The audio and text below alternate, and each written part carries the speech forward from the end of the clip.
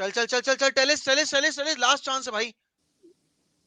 चलो चलो चलो चलो चलो चलो चलो चलो, रोनी रोनी रोनी, बहुत सही बहुत सही बहुत सही। मार्शल कम ऑन, कमानी। Yes! Yes!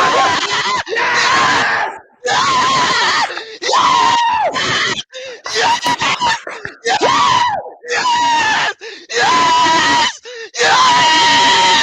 Yes! Yes! Come on! Come on! Come on! Yes! Woo! Get in! Fergie time! Bench of yes! Aside! Yes! So hey guys and welcome back to 1MUFC, your daily dose of Manchester United. खुशी का कोई ठिकाना नहीं है, मैं सही बता रहा हूँ।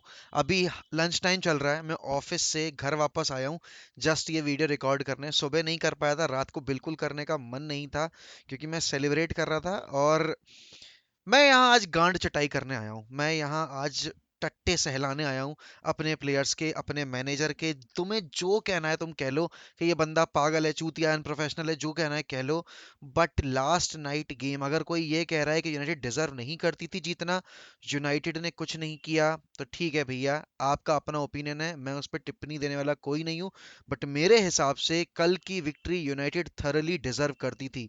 They played well, they commanded the game, they controlled the tempo of the game, they they did not allow West Ham to create anything during the game. The only two players who looked good in that West Ham lineup were Gerard Bowen and Declan Rice. Declan Rice was the best player on the pitch last night. अगर मैं ये कहना चाहूँ कि opposition की तरफ से कौन ऐसा प्लेयर था जो स्टैंड आउट परफॉर्मर था, तो that was Declan rice.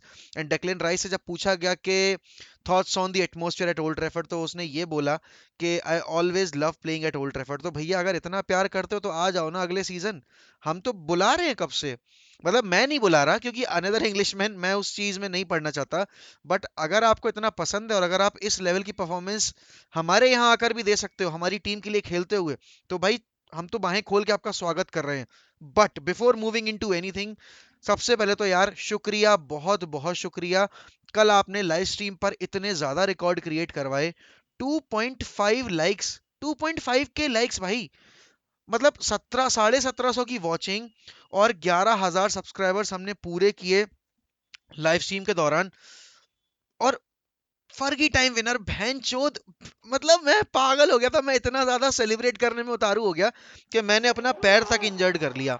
Heavily bleeding हो रही थी मेरे पैर में, मैंने कुर्सी जब पटकी है मैंने अपने पैर पे ही दे मारी। But it was worth risking, you know, my injury and everything. क्योंकि सबसे पहली चीज पता है यूनाइटेड ने कल क्या की, कि यूनाइटेड ने मिडफील्ड की बैटल नहीं हारी। मिडफील्ड में हमने उनको पासिंग करने का मौका नहीं दिया, हमने ब्लॉक की पासिंग लेन्स, हमने साथ ही साथ उनका जो वाइड प्ले था उसको पूरी तरीके से नलीफाई किया। एंड बस एक चीज की कमी जो मुझे फर्स्ट हाफ में दिख रही थी, कि वो फाइनल थर्ड में क्लिनिकलनेस, और वो नहीं दिखी टू बी वेरी ऑनेस्ट पूरे गेम में। Defensively we were very solid. ओ ये फूफा जी, फूफा जी ने कल आग लगा दी। मुझे लग रहा था कि फूफा जी कहीं हग ना दे फील्ड पे और फिर उसका हग्गा बटोरने के लिए हमें वरान और फ्रेड वगैरह को साथ में लगाना पड़े। बट नहीं, कल मैगवायर ने हग्गा निकाला सामने वाली टीम टीम का, ना कि मैगवायर ने खुद हग दिया। बहुत ही बड़ा गेम था मैगवायर के हिसाब से, क्योंकि विक्टर लिंडलॉफ ने वरान के साथ खेलते हुए काफी अच्छी पार्टनरशिप दिखाई थी। वो composer over the ball and defensive areas में अच्छा ट्रांजिशन दिखाया था, दोनों के बीच में अंडरस्टैंडिंग दिख रही थी। बट कल मैगवायर ने जिस तरीके से चैलेंजेस थ्रो किए हैं, जिस तरीके से उसने खुद को एज अ लीडर कल कुछ हद तक प्रूव किया है, उससे मैं सेटिस्फाइड था। बट मैं ये नहीं कह रहा कि उसने अपनी जो वैल्यू है मेरी निगाहों में बढ़ा ली है, नहीं, it was just one game. But ये एक गेम जो आपने जिस तरह से जीता है, जिस मोमेंट में जीता और जिस ओपोनेंट के अगेंस्ट जीता है, ये बहुत मैटर करता है। क्योंकि ये 6 पॉइंटर गेम था, क्योंकि आप डायरेक्ट राइवल से टकरा रहे थे जो टॉप 4 की पोजीशन पे बैठा हुआ था।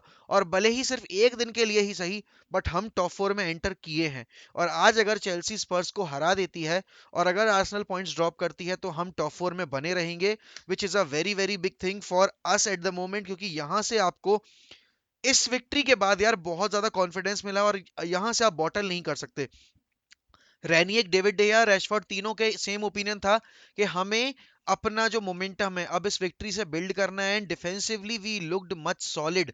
और मैं सही बताऊं ना, this was the most complete Man United performance under Ralf Rangnick. सही बता रहा हूं मैं। I thoroughly enjoyed it. और मैं तो भाई मैं पागल हो गया था गोल पड़ने के बाद। आपको मेरा लाइव रिएक्शन शुरू के वीडियो मतलब वीडियो के शुरू में दिख ही गया होगा, मैं इतना ज्यादा पम्प्ड अप हो गया था।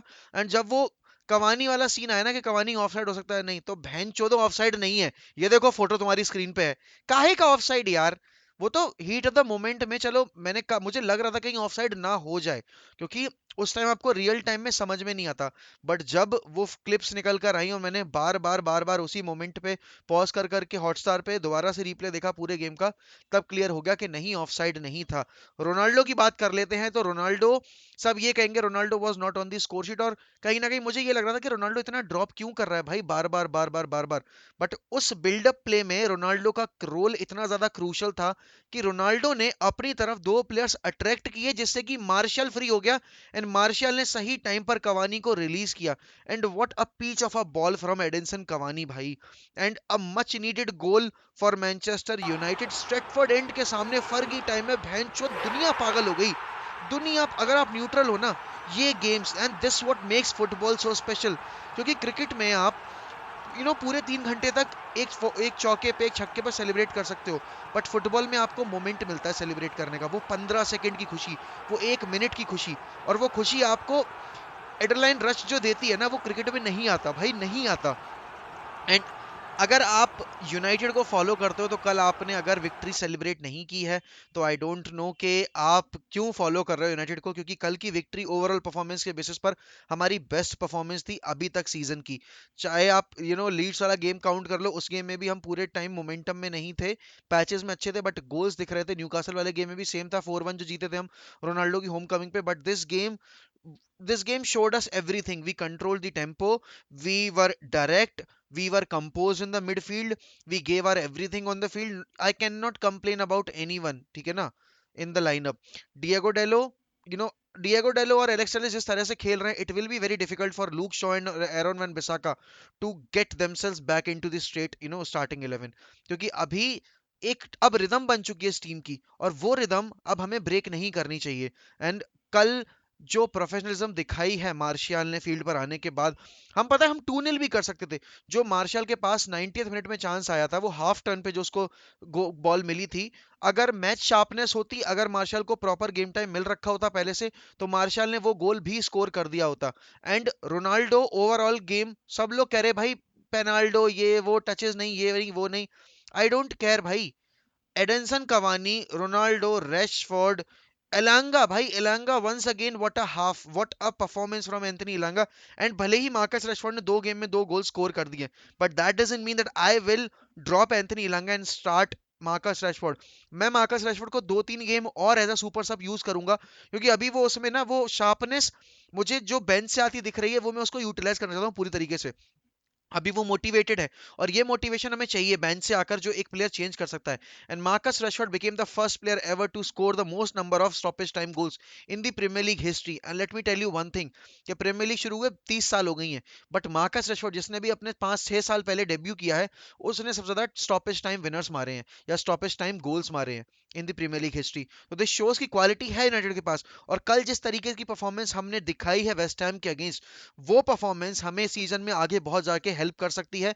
और अब विंटर ब्रेक आ चुका है, प्रॉपर रेस्ट मिलेगा प्लेयर्स को, बहुत ही सही टाइम पर विंटर ब्रेक आया है, क्योंकि यहाँ पर आपकी टीम अब अगला जब गेम खेलेगी तो वो एफए कप में मिडल्सबरो के अगेंस्ट खेलेगी, और वहां पर हमें एक रियलिस्टिक अपॉर्चुनिटी मिल रही है कि हम अपनी टीम को उस लेवल पर लेके जाए जहां से हम ट्रॉफी जीत सकते हैं। यूसीएल में आपको एटलेटिको मैड्रिड के अगेंस्ट खेलना है, तो ये महीना आपके लिए और ये मैच आपके लिए बहुत क्रूशल था before going into this winter break. And now is the time to get someone on board, get a CDM player, because I know that McTominay is doing so well.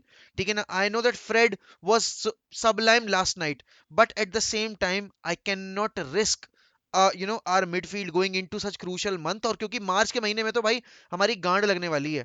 तो आपको city से खेलना है, आपको Chelsea से खेलना है, भैंचो आपको चैंपियंस लीग में एटलेटिको से खेलना है, भाई लौड़े लग जाएंगे हमारे।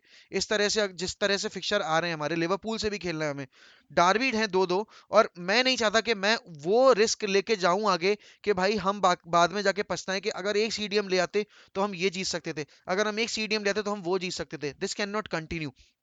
But last night win was an overall performance from the team. Ralph की आप पोस्ट मैच कॉन्फ्रेंस देखोगे तो उसमें भी उन्होंने बोला है कि defensively we looked much solid, हमने ज्यादा चांसेस क्रिएट नहीं करने दिए, एंड हमने पूरी तरीके से यार कंट्रोल कर रखा था गेम को।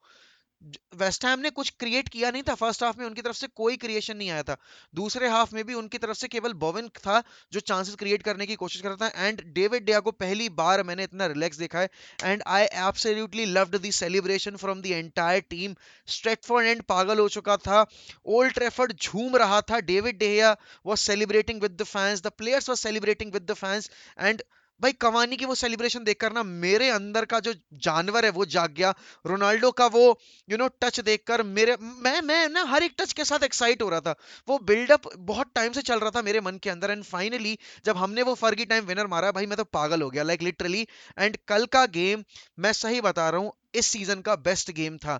चाहे आप वेलेंसिया वाला गेम, वो सॉरी वेलेंसिया कह रहा हूँ, विलेरियल वाला गेम काउंट करो, चाहे कुछ भी करो, बट ये गेम बहुत क्रूशियल इसलिए था क्योंकि यहाँ पर हम डायरेक्ट राइवल से टकरा रहे थे टॉप फोर की सिचुएशन के लिए, एंड डेविड मॉइस को हमने 15वीं बार घर भेजा है ओल्ड ट्रैफर्ड से बिना जीते, which is a very very big thing, क्योंकि West Ham were flying high. West Ham अभी तक हमसे बेटर परफॉर्मेंस दे रही थी, and we kept a clean sheet, we finally kept a clean sheet, a much deserving clean sheet for the defence line and especially for David de Gea. So happy for him, he thoroughly deserves this.